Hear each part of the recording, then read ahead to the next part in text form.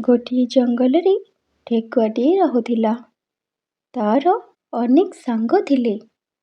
ଦିନେ ସେ ଜଙ୍ଗଲରେ ଖାଦ୍ୟ ପାଇଁ ବୁଲୁ ବୁଲୁ କିଛି ଶିକାରୀ କୁକୁରମାନଙ୍କର ଶବ୍ଦ ଶୁଣିଲା।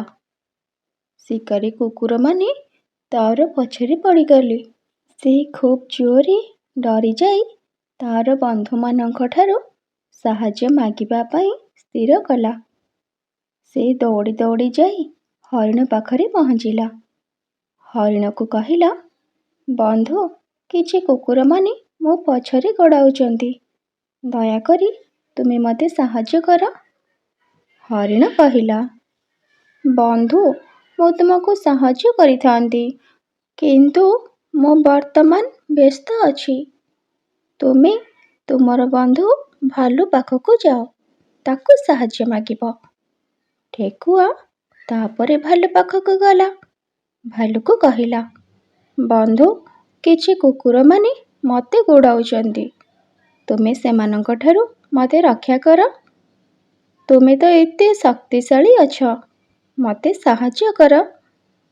ଭାଲୁ କହିଲା, ଓହୋ, ମୁଁ ଦୁଃଖିତ। ମୁଁ ଭୋକିଲା ଅଛି।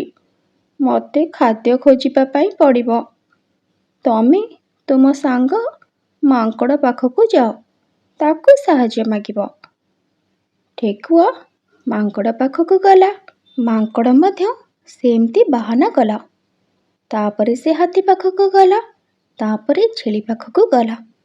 ସମସ୍ତଙ୍କ ପାଖକୁ ଯାଇ ସାହାଯ୍ୟ ମାଗିଲା। ହେଲେ କେହି ତାକୁ ସାହାଯ୍ୟ କରିବାକୁ ମନା କରିଦେଲେ।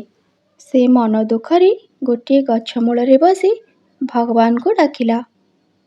ତାର ମୁଣ୍ଡକୁ ଗୋଟିଏ ବୁଦ୍ଧି ଆସିଲା। ସେ ଦୌଡ଼ି ଯାଇ ଗୋଟିଏ ବୁଦା ମୂଳରେ ଲୁଚିଗଲା। କିଛି ସମୟ ପରେ କୁକୁରମାନେ ଆସିଲେ। ଠେକୁଆକୁ ନ ପାଇ ଫେରିଗଲେ। ଠେକୁଆ ତାର ଉପସ୍ଥିତି ବୁଦ୍ଧି ଯୋଗୁଁ ନିଜକୁ ରକ୍ଷା କରିପାରିଲା।